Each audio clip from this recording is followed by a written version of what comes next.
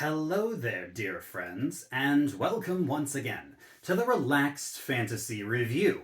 Today we are diving into the 2024 Player's Handbook, which I don't have a physical copy of yet because it turns out that the D&D Beyond release was a couple weeks early compared to the physical release, unless you were one of those very special individuals to be handed one at a convention or something like that. But in the meantime, I have printed off a lot. There's a desk over there that I've got lots of print-offs that I'm doing analysis on. And today we're going to be talking about your character origins. This is in Chapter 4 of the Player's Handbook, and it covers a couple different things. It covers your background, as well as your story and your species. The whole of them are just kind of wrapped into one chapter together. And we're going to be talking about backgrounds for a little bit, because it turns out that a background means a lot more than it used to. In 2014, a background was a selection that used, like, what did you do before you were an adventurer? Gave you a couple skill proficiencies, a small feature that could be practical, could be a ribbon, might give you a tool or an instrument or a couple languages, just some stuff to flesh your character out and help round you out.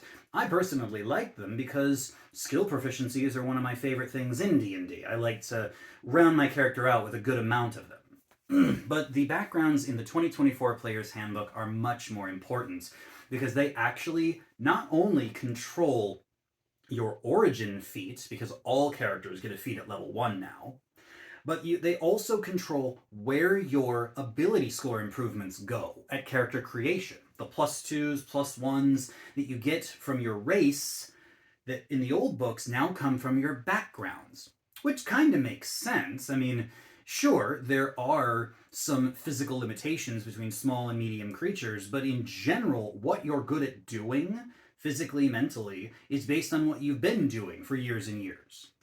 So today we're going to talk about the first background in the book, the Acolytes. And we'll get into the details of that in just a moment. But before we do, I'd like to let you know, Relaxed Fantasy Review has memberships. For just $1 a month, you can support me here on YouTube and get a couple benefits. First, you get a little badge next to your name in the comments, letting folks know that you're a supporter, but also you get early access to my videos. I upload videos Monday, Wednesday, and Friday, and I upload them a day early for members only.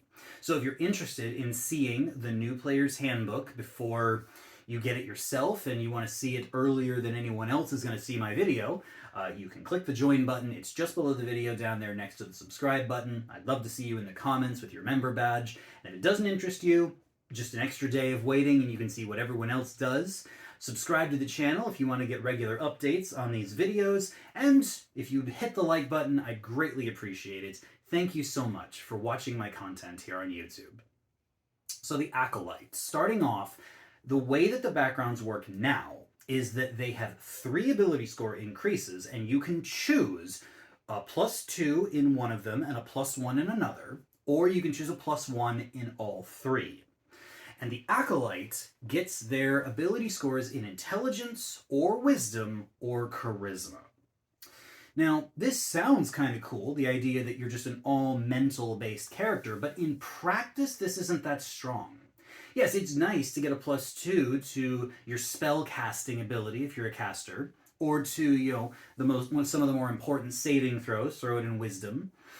But the fact simply remains that most characters do not need 2 mental stats high. All casters have a specific mental stat that they cast with, and all martial characters are focused on their physical stats, and their mental stats are more of a secondary thing.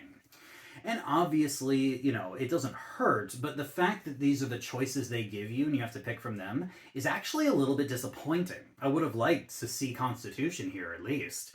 So yeah, I'm going to give this one a 6 out of 10 because I'm only going to want 1 out of these 3 on 99% of characters.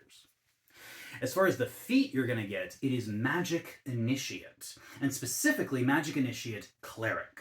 The new Magic Initiate feat only lets you choose from 3 spellcaster lists, the Cleric, the Druid, and the Wizard, and the Acolyte gets Cleric. So you get 2 Cleric cantrips and 1 Cleric first level spell.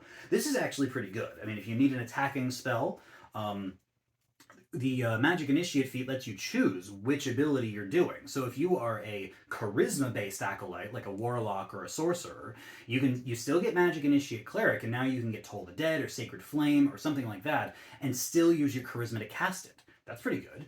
Guidance isn't quite the powerhouse cantrip it used to be, but it's still good. Resistance is actually a pretty decent cantrip if you've got nothing else to concentrate on. And as far as your first level spell goes, the Magic Initiate feat lets you cast it with other spell slots as well as the single free casting you get. So, Bless is a no-brainer. Bane works. You could get Healing Word for an emergency heal. There's a lot of decisions that you can make here, and there's not that many bad ones. Clerics typically have some pretty powerful spells, so I'm going to give this 8 out of 10 overall. Then you got your skill proficiencies, you get Insight and Religion. This makes sense. Insight is how you look into the heart of a person and see what their intentions are, and Religion is your knowledge about religious-based things like the planes and, gods and that sort of thing. I think that Insight is a very good skill to have. It is often used as a lie detector amongst players, kind of as a house rule, but it's a good skill nonetheless. Religion, less so. I think that, if you're a wizard who's really investing in your intelligence, this is fine. Otherwise, it's just kind of a ribbon thing. I say 9 out of 10 and 6 out of 10 for these, respectively. Then finally you get a tool proficiency, and from this particular background, the Acolyte gets Calligrapher's Supplies. Now in the past, I've said that Calligrapher's Supplies are roleplay only. You can fake handwriting, you can write important looking documents, that sort of thing, and just kind of make something look fancy. And that's like, okay, fine, if that's your thing, go for it, but it's not going to have any real mechanical benefits. But in the 2024 Player's Handbook, proficiency in Calligrapher Supplies actually gives you the ability to rate spell scrolls. You don't need the proficiency in Arcana, even. You just need to have proficiency in the Calligrapher Supplies, and you can make your own scrolls, which is actually really good. Stockpiling spells in scrolls so that you can cast them without material components on the day, or just making sure you have lots and lots of healing spells on hand. I mean, a scroll of Cure Wounds is just as good as a healing potion, if not better. And yeah, I think that this is a really handy tool proficiency to have. So I'm going to say that for this version of the D&D 5e rules, I'm going to give it an 8 out of 10. So yeah, and that's it. That's the Acolyte. That's what you get from this background.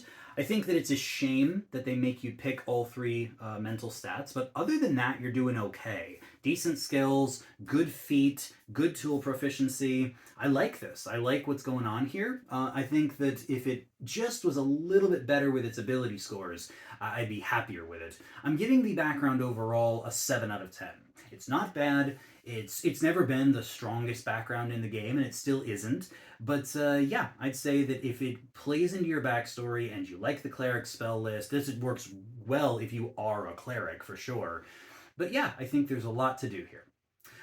There are 16 backgrounds in the new Player's Handbook. I'll be covering them over the next few weeks, and then we'll be getting into things like your species and your classes and subclasses. We'll be kind of mixing it all in, so stay tuned for more.